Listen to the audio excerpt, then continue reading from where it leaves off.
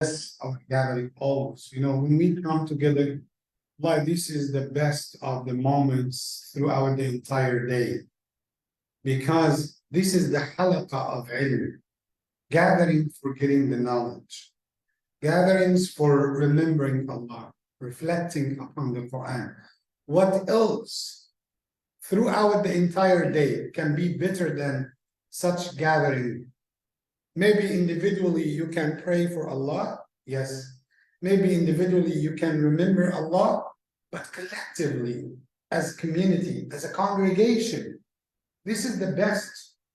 And it's not only about knowledge, but it enhances that relationship amongst the community members when they come together as brothers and sisters, when they take the dinner together, then they chat together, talk together about other stuff. It's not only about religious stuff.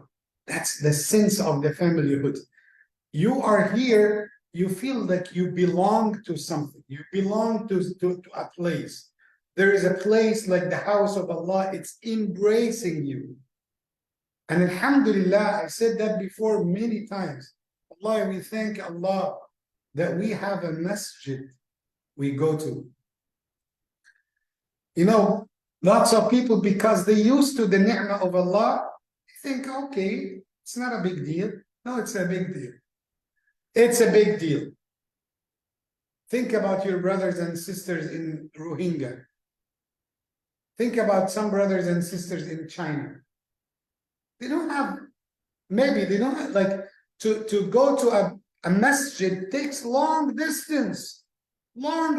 Barely you can find in a city a masjid. It's a small one under the roof, like the basement of a building, small one. Barely you can identify that this is a masjid at all. Subhanallah. And there are lots of people, they are hiding their iman, their Islam, otherwise they are going to be killed. They cannot gather like this. So alhamdulillah for this ni'mah that we have safety, security. We are in the masjid of Allah, in the house. And what's our slogan? Everyone is welcome. Everyone. All people are welcome. Not all Muslims. All people are welcome. Alhamdulillah. May Allah continue this ni'mah upon us. So we reflected today upon the lesson during the khutbah of Jumu'ah. And for me, it's something I will never forget as a Jumu'ah. Because who made the adhan for the khutbah today? Like my father. Alhamdulillah. So to have your father is giving, brand new Egyptian, yes. But he's not a brand new father. But he has been father for over 40 years now. يعني مش لسه مصري جاي جديد بس مش اب جديد هو اب من زمان لكن سبحان الله لكن in India in Urdu you have lakin right lakin but okay so you have the same lakin in Arabic okay. But why it is so important, because actually we talked about the strategy that Fir'aun had followed with Musa alayhi salam. And actually, Allah told us in Surah Al-Qasas, all what we got only was from Surah Ghafir. Surah Al-Qasas is telling us more about his tactics, his strategies. He said, Inna Fir'auna ala fil ard. Right? Fir'aun was a tyrant, was a dictator. So Allah never praised Fir'aun. So where's Dr. Yusuf? Assalamu alaikum. Okay, just checking on you. Okay. Yeah, he feels sorry about Fir'aun. Yes. So Allah never praised Fir'aun. Okay? Allah never praised Fir'aun. Allah said, Inna Fir'auna ala fil ard. وَجَعَلَ أَهْلَهَا شِيَعًا يَسْتَضْعِفُ طَائِفَةً مِّنْهُمْ يُذَبِّحُ أَبْنَاءَهُمْ وَيَسْتَحْيِي نِسَاءَهُمْ إِنَّهُ كَانَ مِنَ الْمُفْسِدِينَ. One ayah give us a good background about the community, how Fir'aun ruled those people. Number one, he was a tyrant, a dictator. Okay. جعل أهلها شيعا. He used to segregate his community. So he used to get some people close to him, make them work in business, get money under the corruption management. So what happens when you get some people? They become having their interests, their personal interests. So they will start working to protect you against people. And I think we have seen many of these examples nowadays. You have the ruler, the president, he has his own circle, they benefit from him, they guard him, protect him against the rest of the people. So يستضعف طائفة منهم. He weakens. He makes the rest of the community, the rest of the country so weak. يذبح أبناءهم. He slaughters. He used to slaughter their kids. ويستحيي نساءهم. He used to rape their women.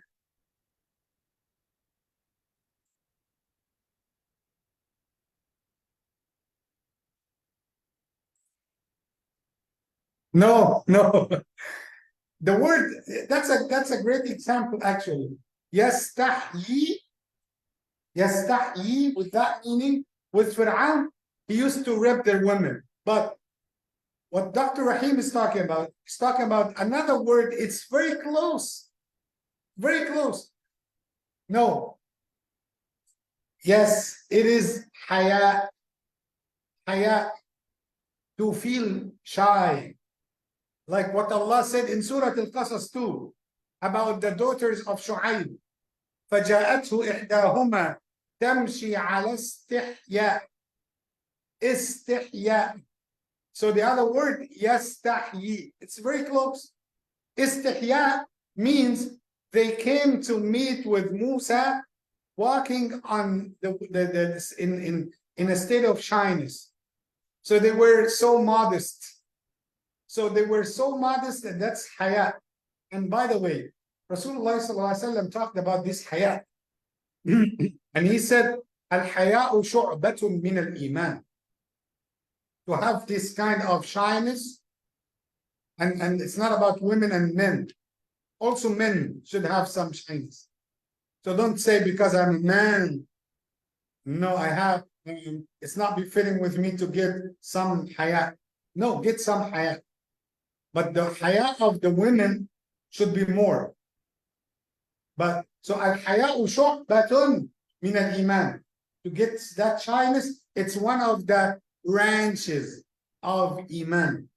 So yastahyi nisa'ahum. So he used to rape them, but okay, I will tell you why did they put this translation. Because one of the strategies of Fir'aun, he used to kill the babies to show their parents or their fathers that he is so strong. And it's the same ideology. Kill the babies so everyone will fear you, will say that you have no heart, no mercy. You saw 3,000 kids were killed and you didn't move 1 inch back. And they said he used to save the life of some women, so he is sure that they will have some more babies for the next round. So he has 1 round killing babies. Save some of the lives of some women so they can produce more babies for the upcoming round. And that's his strategy.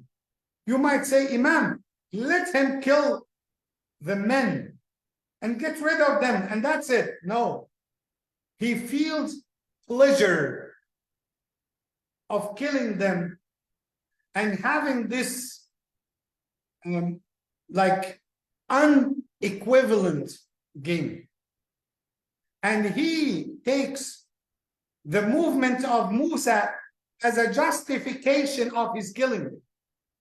But when you look at the reality, you are talking about a massive army in front of whom? Few number of people. They are not army at all. They are not considered like an army. Musa was a peaceful person. He didn't carry a weapon. He didn't fight bad. And now you are moving, Allah said, junudahu. You are moving your soldiers to kill what? Soldiers? No, civilians. So Musa was a civilian. The kids, women, his own community. He killed civilians, and he wanted, what is the justification of this? He said, Musa came to corrupt you. Musa came to change your deen. Can you tell me what was the deen of Fir'aun? Huh?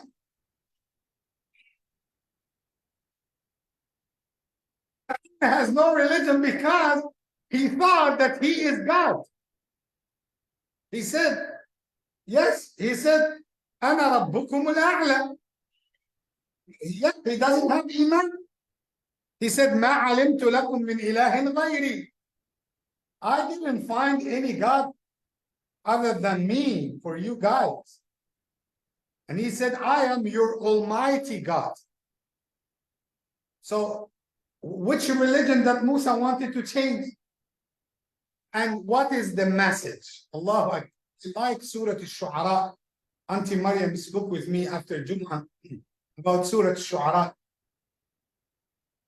And the message, the very first statement that Sayyidina Musa said to Fir'aun, he said, An arsil ma'ya bani Israel. Free the people of Israel. Free the Israelites. Set them free. Because you already enslaved them a lot. You caused corruption. Arsil ma'ya bani Israel. Let them go. Let them go from your dictatorship. Khalas. Let's stop this. Let's put an end to this. And he didn't want. Because he finds himself as a dictator, claiming that he is God, with that equation, with that formula that we talked about. This formula, what made Fir'aun to be Fir'aun? And I will end with that question because I know Brother Ahsan is thinking about the dinner. Okay, I will end with this. Now you ask yourself, why Allah mentioned the story of Musa alayhi salam many times in the Quran? His struggle with Fir'aun. Why? For us to get the lessons. Because Fir'aun, yes, he died, and Allah preserved his body, as we know from the Quran in Surah Yunus. But every time has its own Fir'aun. Now you ask yourself, during the time of Musa, he had the original Fir'aun. When the time of the Prophet Muhammad ﷺ, he said about his enemy. What's the enemy? The worst enemy for Rasulullah. Jahl, right? He said, Abu Jahl, Fir'aun hadhihi ummah. Abu Jahl is the Fir'aun for this ummah. Now I will ask a question, I don't want an answer. Who is the Fir'aun nowadays?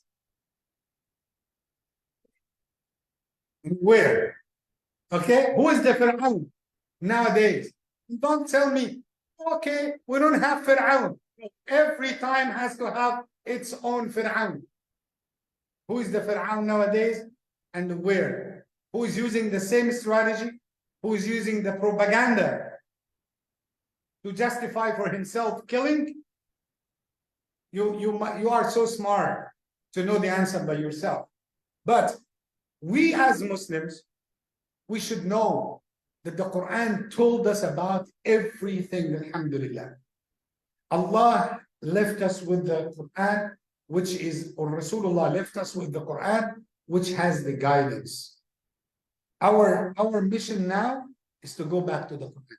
Read the Quran in a different spirit, in a different way. So you search for answers in the Quran, and you will find it. May Allah guide us through the Quran.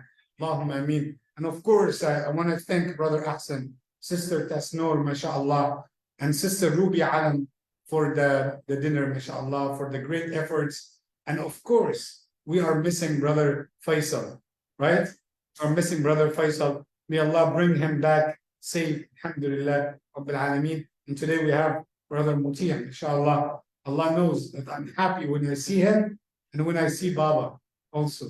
May Allah bless him and bless his father, bless his entire family. May Allah protect us all. May Allah shower all of us with His mercy, Ya Rabbil Alameen. May Allah subhanahu wa ta'ala make us amongst the righteous servants, Ya Rabbil Alameen. Barakallahu feekum. Jazakumullahu khairan. Assalamu alaikum wa rahmatullahi wa barakatuh.